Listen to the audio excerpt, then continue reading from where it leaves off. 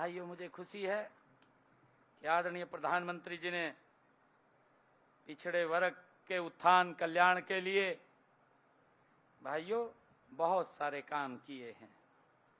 मुझे ये भी खुशी है कि आप लोगों की जो मांग थी, जो हम समाज की, अपने समाज की जो मांग थी, मुझे भी बोलते थे जो क्रीमी लेयर की व्यवस्था है वो 6 लाख है, उसको बढ़ाया जाए, उसको 8 लाख किया जाए। भाई आकर के जिस दिन आपने मेरे को जहां बैठाया उसी दिन उसको 8 लाख कर दिया आपके सामने। आज किसी को कोई दिक्कत नहीं है। भाइयों, मुझे ये भी खुशी है कि आदरणीय मोदी जी के नेतृत्व में जो ये सरकार, ये डबल इंजन की सरकार चल रही है। हमारे जो ओबीसी में लोग हैं उनको हमने 8% का आरक्षण पंचायत और स्थानीय निकाय के चुनाव में देने का काम ये हमारी सरकार ने किया है। और भाइयों, हमने पंच के अंदर भी जो ओबीसी के लोग हैं 50% की आबादी के अनुरूप उनको 5% तक का आरक्षण देने का काम ये हमने किया है। हमने मेयर पद के लिए भी और प्रधान पदों के लिए भी 5% का आरक्षण ओबीसी को देने का काम हमने किया है।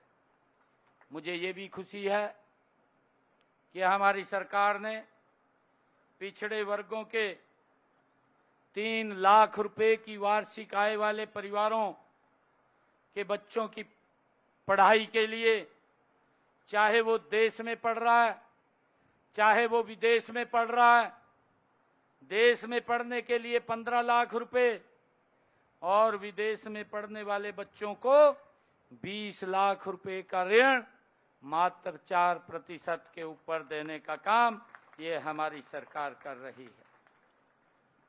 मुझे ये भी खुशी है कि हमने डॉक्टर भीमराव अंबेडकर मेधावी छात्रवृत्ति योजना के तहत पिछड़ा वर्ग के विद्यार्थियों को उच्च शिक्षा में के लिए 8,000 रुपए की वार्षिक छात्रवृत्ति देने का काम भी ये हमारी सरकार कर रही है। और मुझे ये भी खुशी है, अभी पिछले दिनों ओबीसी समाज की हमारी बेटियां, उनकी शादी के ऊपर 51,000 रुपए का सगन देने का काम ये हमारी सरकार करती है। मुझे खुशी है मित्रों कि गोस्वामी समाज से मेरा आह्वान भी है कि आप सभी एकजुट होकर के समाज के विकास के लिए अपनी महत्वपूर्ण भूमिका वो निभाएं। हमें अपनी युवा पीढ़ी को सही दिशा दिखानी है और उन्हें संस्कारों से जोड़ना है। मैं आपसे देश के एक जिम्मेवार नागरिक होने के नाते हमें बच्चों को देश का जिम्मेवार नागरिक बनाना है।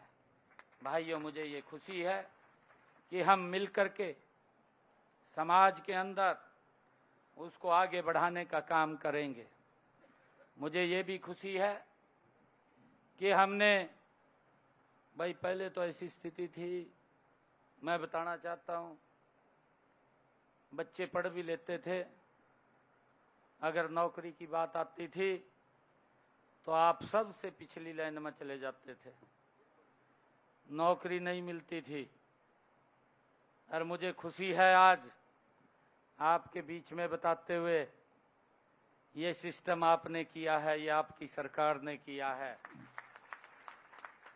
आज हमारे एक भाई को मैंने सम्मानित किया, वो बैठे हैं, धर्मवीर जी, ये बैठे हैं। इन्होंने मुझे बताया कि मैं बच्चों को कोचिंग देता हूं, बिना पर्ची बिना खर्ची के 15 बच्चे मेरी कोचिंग से लगे हैं, फ्री में कोचिंग देता है। 60 बच्चे लगे, 60 बच्चे फ्री में पढ़ाते हैं। कितना बड़ा काम, खुद गरीब घर से। अच्छा, मैं बधाई देता हूं धर्मवीर जी को। ये नौकरी लगा बिना पर्ची बिना खर्ची के। एक ये लगा पटवारी, 2 बच्चे यहां लगे।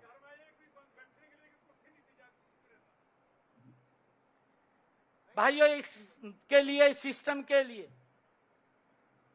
एक स्टैंड लेना पड़ा, नहीं तो विधानसभा के चुनाव में ने बातें उठ गई थी, पता आपनू। कहा मेरे हिस्से में तो 2000 है रे, कहा। मन ने कहा भाई ये तो काम खराब हो गया है? और फिर ये बात कह करा मेरे पास बच्चे आए, मैंने एक घोषणा करी, मैं कहा मैं 50,000 बच्चे लगाऊंगा। मैं जब मेरे को जिम्मेवारी मिली तो मैंने तुरंत एक घोषणा करी भी 50,000 बच्चों को नौकरी दूंगा। मैंने लगभग 16-17 हजार बच्चों को ज्वाइनिंग लेटर दे दिया था। आचार संहिता लग गई, आचार संहिता लग गई तो कुछ बच्चों के रिजल्ट तैयार थे। तो ये विपक्षी दल चीफ इलेक्शन कमीशन पर चले गए, हाई कोर्ट में चले गए और वहां जाकर कहने लगे, एक बहुत बड़ा नेता गया इनका दिल्ली से, अगर आप नाम सुनेंगे तो आप भी हैरान रह जाएंगे भी यो जा सका वहां। इतना बड़ा नेता था। परंतु किसी को दबाने की बात हो तो कांग्रेस एकदम भाग जाएगी, आगा एकदम जागी। इब राहुल गांधी और उसको ठायों फिरी गया,